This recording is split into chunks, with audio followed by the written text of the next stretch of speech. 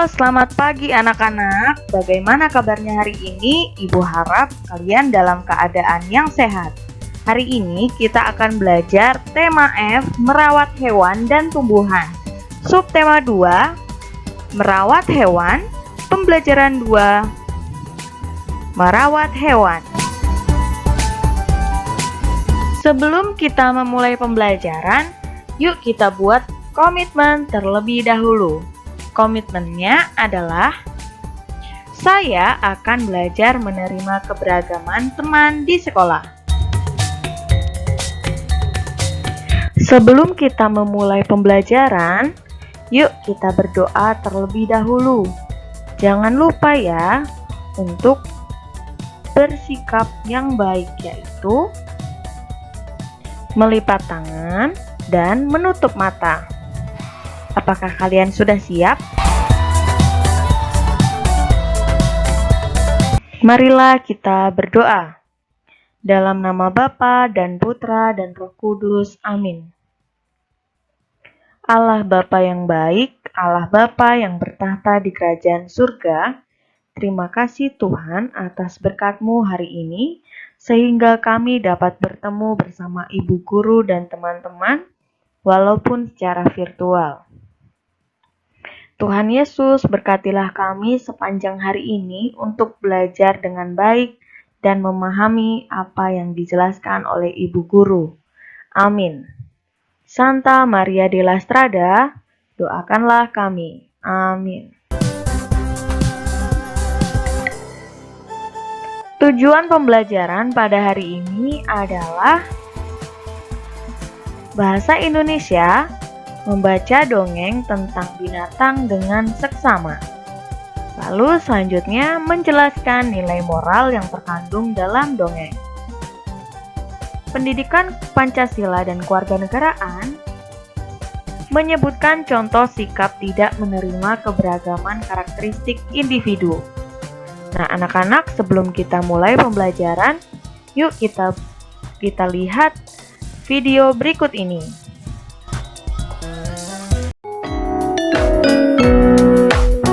Indonesia terdiri dari pulau-pulau beragam suku dan budayanya.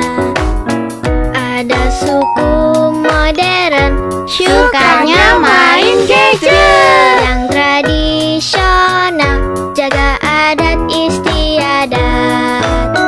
Hayo, siapa yang bisa kasih contoh? Saya. Suku Gayo di Aceh, suku Baduy di Banten, suku Ambon di Maluku, suku Batak, Minang, Jawa, dan Madura, suku Asmat, Bugis, Melayu.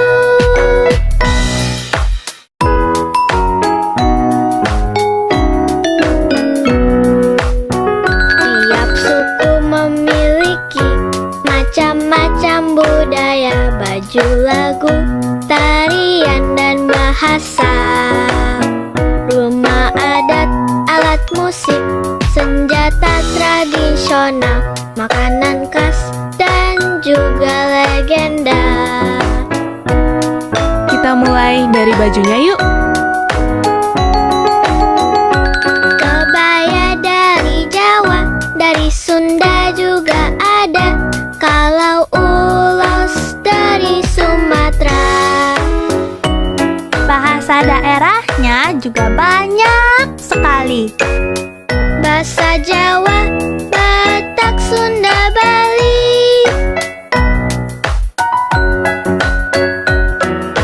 Mana di mana anak kambing saya, Masak sabigi di hurung bari-bari. rasa sayang-sayangnya. Kalau dicium, merahlah pipinya. Saweram. Ada kebudayaan apa lagi ya di Indonesia? Kita lihat dari tariannya dulu yuk. Ada tari jaipong dari Jawa Barat dan tari serimpi dari Jawa Tengah. Ada juga alat musik daerah. Contohnya angklung dari Jawa Barat dan gamelan dari Jawa Tengah. Senjata tradisional yang terkenal ada golok dan keris. Ada juga rumah adat seperti rumah gadang dari Padang dan honai dari Papua. Pernah dengar maling kundang atau yuyu kakang? Itu contoh legenda Nusantara. Makanan khas daerah juga ada. Gudeg dari Jogja, rendang dari Padang, dan papeda dari Papua. Masih banyak sekali ragam budaya yang dimiliki bangsa kita. Yuk kita jaga sama-sama, karena aku, kamu, kita adalah Indonesia.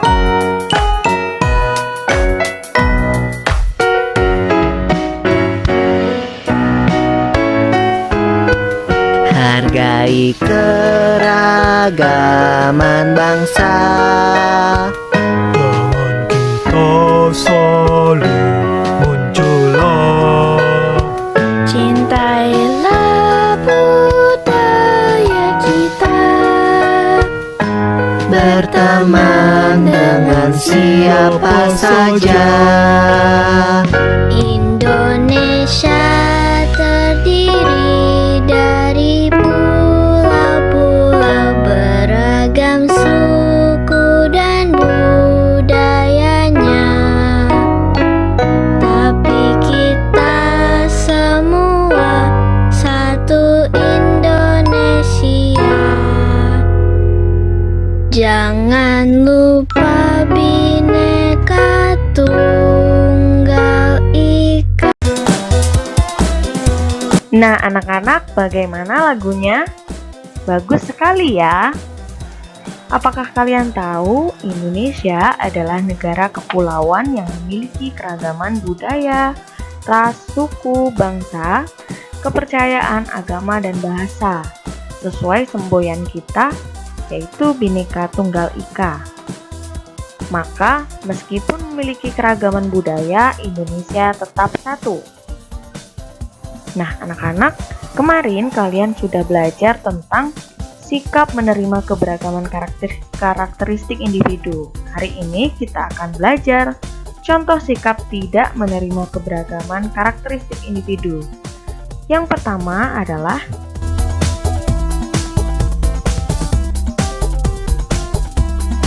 mengganggu orang yang sedang beribadah.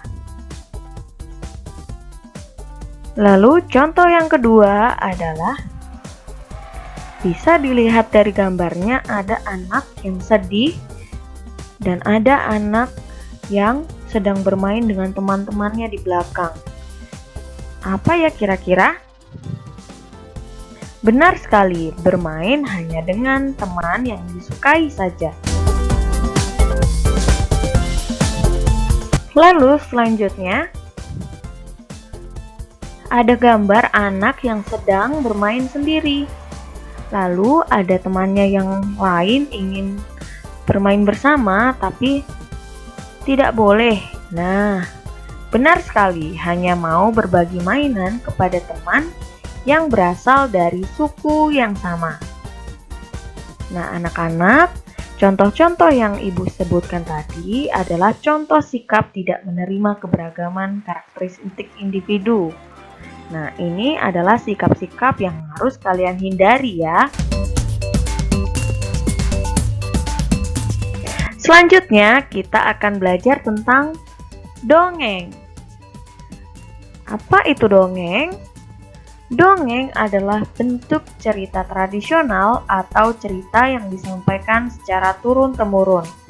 Fungsinya adalah untuk hiburan. Dongeng juga merupakan bentuk sastra lama yang bercerita tentang kejadian luar biasa dan bersifat fiksi. Apa itu fiksi? Yaitu tidak nyata, penuh hayalan dan imajinasi, serta tidak benar-benar terjadi. Nah, anak-anak, perlu kalian tahu bahwa setiap dongeng pasti memiliki pesan atau amanat yang terkandung di dalam dongeng. Atau bisa kita sebut nilai moral. Apa itu nilai moral? Nilai moral adalah nilai-nilai yang terkait dengan tindakan manusia tentang perbuatan baik serta perbuatan buruk yang bisa digunakan sebagai pedoman dalam bertingkah laku dalam kehidupan manusia secara umum. Nah, anak-anak, apakah kalian tahu cara menemukan pesan atau nilai moral dalam dongeng? Yang pertama, baca seluruh isi cerita dongeng dengan seksama. Yang kedua, carilah isi pokok atau inti cerita dari setiap paragraf. Lalu, pahami setiap isi atau inti cerita setiap paragraf. Dan yang terakhir, simpulkan inti cerita menjadi sebuah amanat atau pesan moral sebuah cerita dongeng. Agar lebih jelasnya, yuk kita membaca dongeng berjudul Katak Jahat dan Tikus Petualang. Suatu ketika ada tikus muda mencari petualangan baru. Lalu ia menuju ke tepi kolam di mana Katak tinggal. Ketika Katak melihat tikus, dia berenang ke tepi kolam dan berkata, "Hei tikus muda, sedang apa kamu di sini?" "Aku melihat alam yang indah dan aku akan mencoba petualangan," jawab tikus dengan antusias. Dalam benak Sang Katak memiliki akal licik untuk mengerjai sang tikus. "Wow, ini hal yang sangat menarik. Maukah kamu pergi ke tempatku, wahai tikus muda yang suka berpetualang?" tanya Katak itu kepada tikus muda. Sang tikus yang sangat ingin berpetualang tidak berpikir panjang lagi. Ia menerima ajakan Sang Katak karena ia sangat ingin berpetualang ke seluruh dunia. "Tapi aku tidak pandai berenang, Katak," kata tikus muda itu dengan cemas. "Kebetulan sekali aku akan mengerjai kamu, wahai tikus muda," ucap Sang Katak di dalam hati. "Hei, jangan khawatir tikus muda, aku akan selalu di samping membawamu berenang dan menjagamu," rayu Sang Katak dengan sangat manis dan raut wajah penuh senyuman. Sang Katak memiliki akal agar sang tikus bisa yakin bahwa Katak akan dapat membantu sang tikus saat berenang di kolam. Dia mengikat kaki tikus tersebut ke kakinya sendiri dengan seutas tali. Lalu dia melompat ke dalam kolam sambil menarik tikus muda yang polos.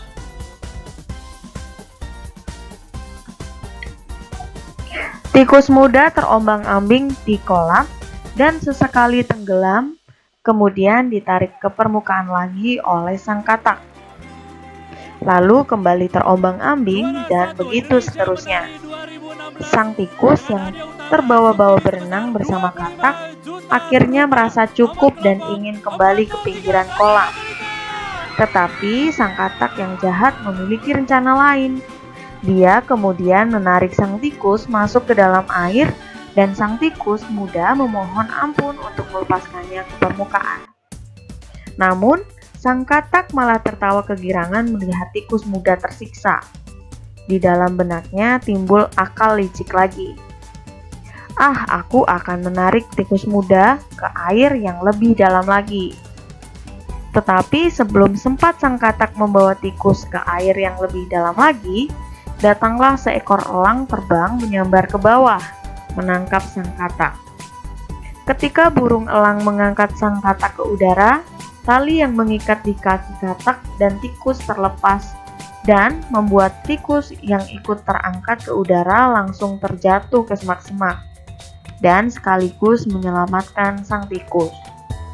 Tikus muda melihat ke atas dan Sang Katak semakin jauh, semakin terlihat kecil dibawa oleh burung elang yang akan menjadi santapan si burung elang. Nah anak-anak, dari cerita tadi kita bisa melihat nilai moral, yaitu janganlah suka menjahati makhluk lain karena bisa jadi jika berbuat jahat akan mendapatkan balasan yang lebih parah lagi. Seperti Sang Katak yang berniat jahat dan jahil kepada tikus petualang, tetapi dia malah dimangsa oleh burung elang. Rangkuman pembelajaran hari ini adalah yang pertama, contoh sikap tidak menerima keberagaman adalah mengganggu orang yang sedang beribadah, hanya mau berteman dengan teman dari suku dan agama yang sama, dan hanya mau berbagi mainan kepada teman dari suku dan agama yang sama. Yang kedua, dongeng adalah bentuk sastra lama yang bercerita tentang kejadian luar biasa dan bersifat fiksi atau tidak nyata, penuh khayalan dan imajinasi serta tidak benar-benar terjadi. Lalu selanjutnya, nilai moral adalah nilai-nilai yang terkait dengan tindakan manusia tentang perbuatan baik serta perbuatan buruk yang digunakan sebagai pedoman dalam bertingkah laku dalam kehidupan manusia secara umum. Dan yang terakhir, cara menentukan nilai moral adalah baca seluruh isi cerita dongeng dengan seksama. Carilah isi pokok atau inti cerita dari setiap paragraf. Pahami setiap isi atau inti cerita setiap paragraf. Dan yang terakhir, simpulkan isi cerita menjadi sebuah amanat atau pesan moral sebuah cerita dongeng. Tugas hari ini yaitu carilah dongeng tentang binatang di internet, lalu tulislah nilai moral yang terkandung dalam dongeng tersebut. Foto dan kirimkan kepada ibu ya. Bagaimana anak-anak? Menarik ya pembelajaran kita hari ini. Nah, jangan lupa kita membuat aksi, yaitu aku akan selalu menerima keberagaman teman di sekolah. Sebelum kita akhiri pembelajaran hari ini, yuk kita berdoa terlebih dahulu. Jangan lupa, sikap berdoa yang baik yaitu menutup mata dan melipat tangan. Apakah kalian sudah siap? Marilah kita berdoa. Dalam nama Bapa dan Putra dan Roh Kudus. Amin. Tuhan Yesus yang baik, Tuhan Yesus yang bertahta di kerajaan surga, terima kasih Tuhan atas berkat-Mu hari ini sehingga kami dapat belajar dengan baik. Tuhan Yesus, bantulah kami agar kami dapat menghormati dan menyayangi teman kami tanpa membeda-bedakan suku, ras, dan agama. Amin. Dalam nama Bapa dan Putra dan Roh Kudus. Amin. Anak-anak, terima kasih sudah belajar dengan baik hari ini. Tetap semangat dan jangan lupa untuk selalu menjaga kesehatan, mencuci tangan, memakai masker, dan menjaga jarak. Sampai jumpa di pembelajaran selanjutnya. Bye-bye!